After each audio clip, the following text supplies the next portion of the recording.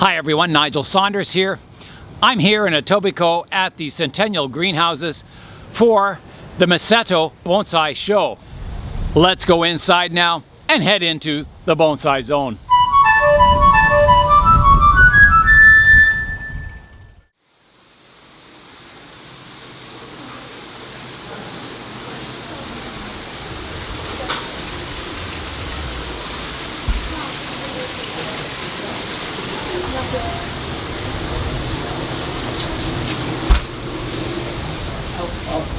Hey, hi Jimmy, how's it going?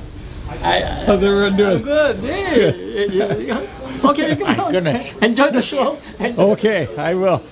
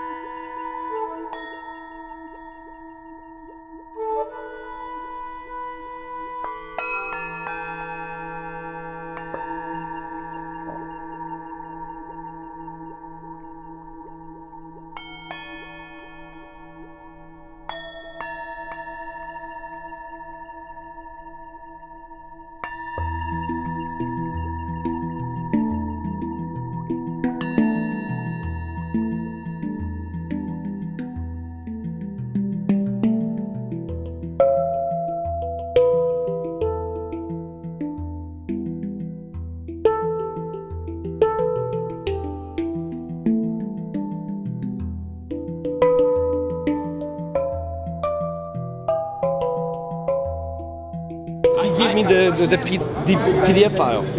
I gotta get one of those. See? Unfortunately, you have to get better looking model. You gotta market this thing, Nigel. Well, that's what I told them. Go ahead. You know, like, because the Make sure you sign something, give you the Well, can I see the back of it? There we go.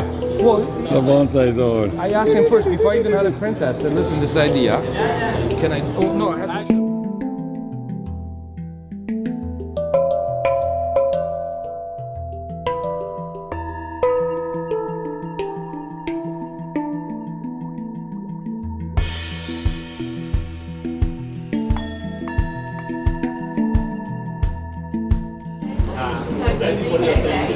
Some of these flowers are wilting, so So you're just I'm cleaning trying to up a bit, salvage eh? this thing Yeah.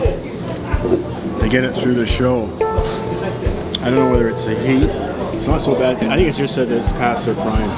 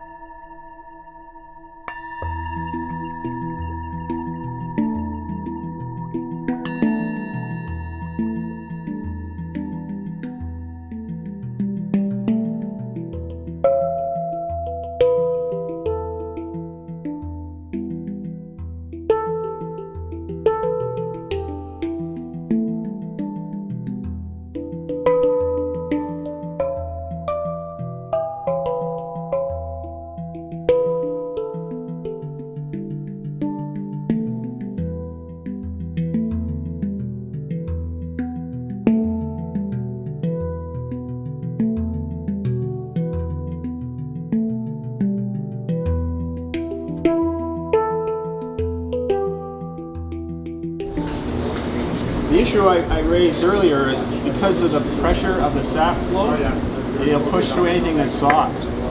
If you had two branches like this, and this one would shade the lower one and weaken it, so with wire you can go like this with the branches, so they all get sun. So it not only has a design benefit, it also has a horticultural benefit for keeping the tree stronger and healthier. And you only keep it on as long as you need it on, in the sense that you want it to hold that position, or if it starts cutting into the tree, you take it off and you replace it. If the branch bounces up again, you replace it, but if it doesn't and it holds the position, you're gold. It's like a broken leg. You put the cast on it as a temporary measure until the leg gets repaired, and then you take it off and you move on. And you try to pick branches that are about the same size so that the wire is strong enough to do both. You don't want any spaces. You want to put the spirals on pretty consistently at a similar angle, about 50 to 60 degrees. This is copper wire. I annealed it some years ago, but it's still pretty stiff. When you're wiring, it's best to use bigger wire than lighter wire, because lighter wire doesn't work, doesn't hold. So go big or don't go at all, really. So there is some ramification on these branches, which is kind of nice. Ramification is secondary branches run off the primary. So our branches usually come down a little bit because of snow loads. And the tips we want up because the trees like sun, and like these tips should be wired up a little bit, so I'll get to that later. I just want to see if I can get the secondary branches. I need these branches. This whole piece is coming off, but it might be getting into my way. So I'm keeping this one bonsai professional told me that you have to be an engineer to do this sometimes. And you think about what you're putting together and you plan it out and finish it off completely and then go back to the one I started. It would need to be outside. That's right, it needs to go dormant. So how would you protect it? I have a cold frame. So a cold frame is an unheated greenhouse, basically. So I'll put all the trees in there right on the grass inside the cold frame. Then I'll mulch it with oak leaves, because oak leaves are rigid leaves. They won't go mushy like maple leaves will. They keep the rigidity, and therefore they keep their airspace, so they do good for insulation. Yeah, it allows a bit of light to come in, but that's not the key thing, but it does help. The main thing is to keep some of the wind out, and then we throw snow in there to help insulate it on top of the oak leaves. And then when it gets warm, it melts in, but it also acts as insulation. And we want to stabilize the root ball, so we generally set them up, when I say we, all the club members, on the north side of the house, or our apartment, wherever you have your wintering outdoor plants, so that there's no fluctuation with sun in the daytime. If it's on the north side, it's always in shade. That's ideal. Stabilize the root system, and that's a big challenge for us in the Northern Hemisphere. You know, it's kind of like you do a body count in the springtime to see what you lost over the winter, because we have fluctuating temperatures. Now with the crazy weather we've been having lately, it gets warm, it gets cold, it gets warm, it gets cold, and if the trees' roots start becoming active, they can die quite easily through that process. So this is going to be out in the winter, outside, doing what? Yeah, so Some more cover in the bottom, right? that's what the oak leaves are for. I put about a foot of oak leaves over top of it. Do you bury them at all? No, I don't bury them. I just put them right on the grass. Like if I have a vegetable bed, some of the bigger stuff is directly planted into the soil. And that's much more protected than stuff in pots, because there's a barrier there, right? But there is some latent heat. That's why I put it right on the grass.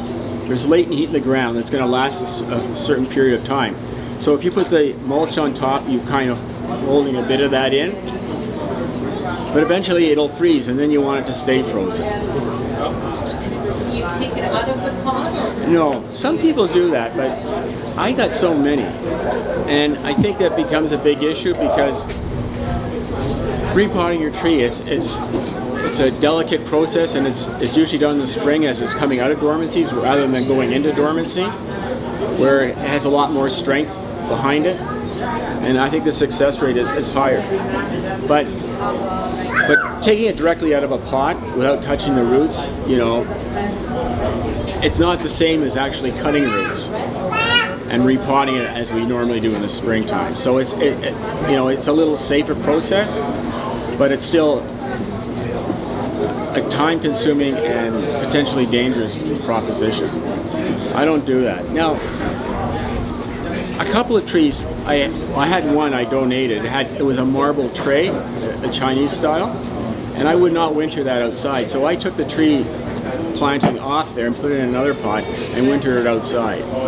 So if you think the pots are going to get damaged because of the cold weather and the pots are valuable, then I will do that. But I make sure I minimize the number of trees that are in that situation.